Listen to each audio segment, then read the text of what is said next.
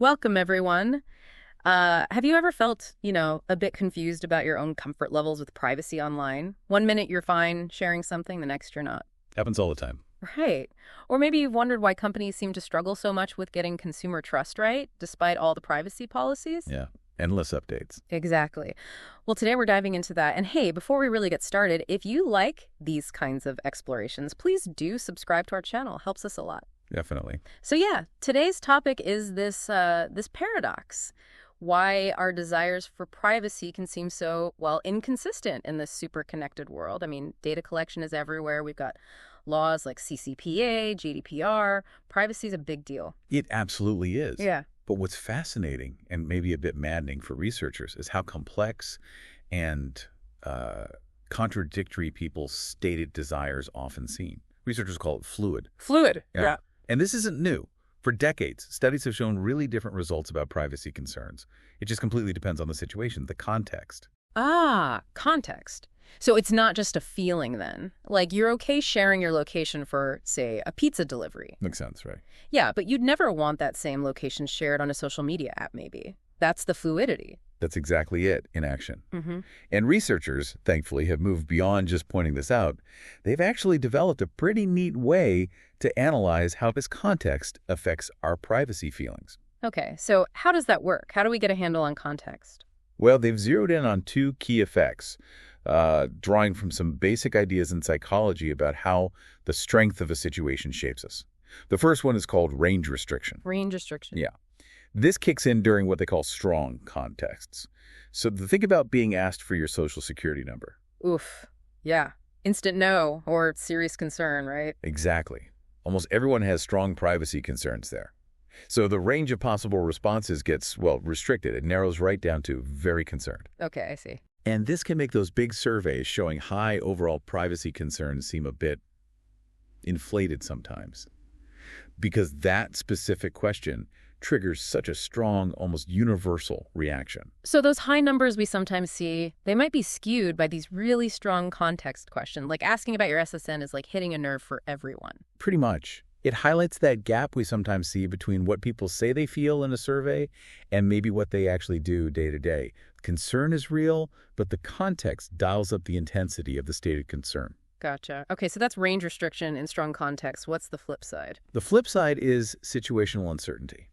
This happens in weak contexts, situations where things are a bit more ambiguous. Like what?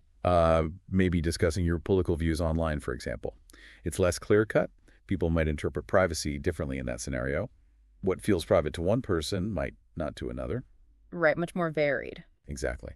And this ambiguity leads to, well, uncertainty in how people respond. It helps explain why sometimes, genuinely, people might just be uncertain about their own privacy preferences in that specific moment. That's really interesting. So people aren't just being difficult, they might actually be unsure themselves because the situation isn't clear. Precisely. The context doesn't give them a strong cue.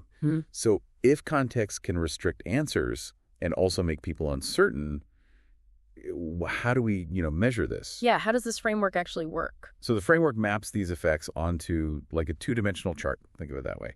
One dimension measures heterogeneity. That's just how much people's concerns differ from each other. Okay, variety. Yep.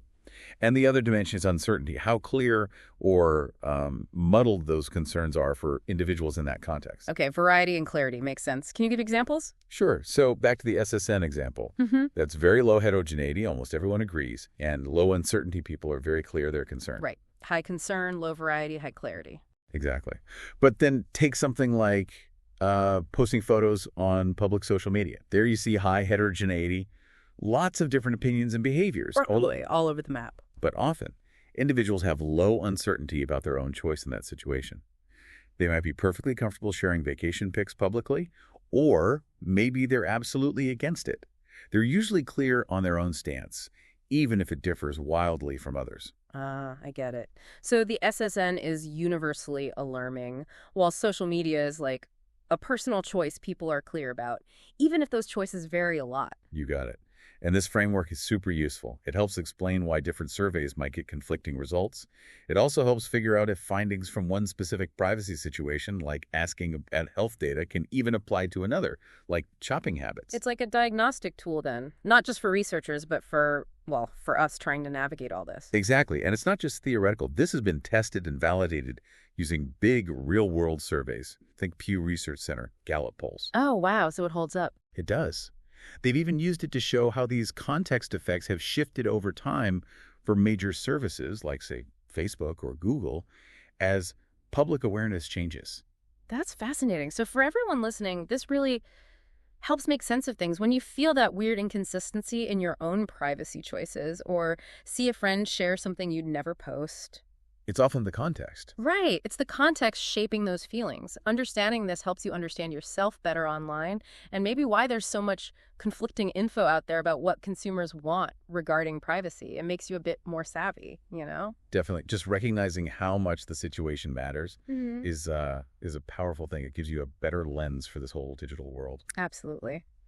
Well, that's our time for today. Really interesting stuff. It really is. And if you found this interesting too, please remember to subscribe to the channel for more explorations like this one. Thanks for joining us.